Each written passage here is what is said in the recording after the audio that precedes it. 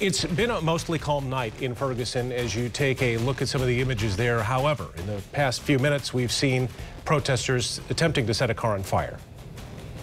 Here's Jay Gray. This is West Florissant Avenue. You can see there's a squadron of state police and county police making their way through. But last night, this area was filled with violence. Different because those police officers and a lot more state troopers from the National Guard are stationed at both ends of this roadway, keeping the protesters out for the night. There are more police and National Guard troops on the ground here tonight. I hope we have peaceful protests. I hope that everybody can enjoy their First Amendment rights and we don't see the kind of criminal activity from last night. Protesters still echo a refrain that's been heard here since Michael Brown was killed. There have been arrests, but nothing compared to the violence last night when protesters took control of the streets, burning police squad cars and buildings as gunfire rang out across the city. Morning revealed a battered and burned out community, many trying to piece together whatever they could. Trying to make it look nice again and, bounce back. Hope it don't happen again tonight. But at more than 24 businesses here, there's little left.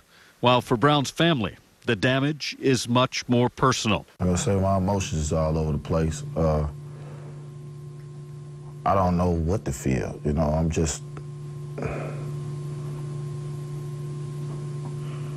I'm just here. I'm empty. An emotion shared by so many in his community right now.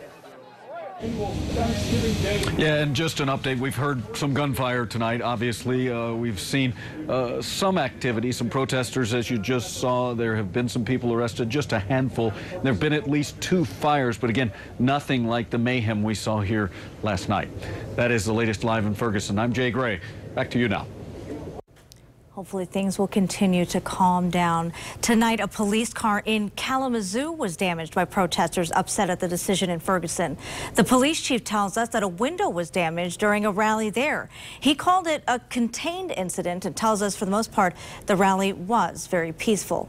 And there were also large crowds during a rally in downtown Grand Rapids. 24 Hour News 8's Tom Hillen is there now. Tom?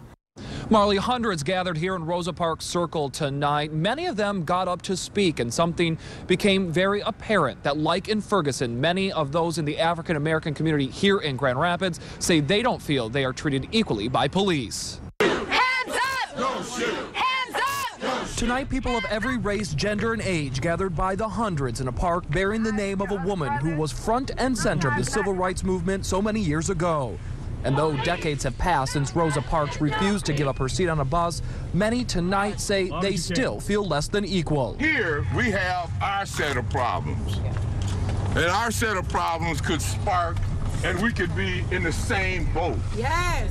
We don't want to go there. Among those in the crowd, Ronald Lane, who says he felt compelled to come join the voices here tonight. It's just upset and sad to continually to see all these killings of young black men. It's sad. In the wake of his death and the varying stories from eyewitnesses on what exactly happened the day Michael Brown was shot and killed by a police officer, his family is pushing for police body cams, something the crowd tonight says they want to see in Grand Rapids. But that is something the new Grand Rapids police chief told us in an interview last month is something he's reluctant to do. I have concerns more that people who have issues in their neighborhood and may want to share some of those concerns would be reluctant to do so. We just pray that God will be willing to make all this pass and everyone just be treated equally. No justice, no peace. No racist police.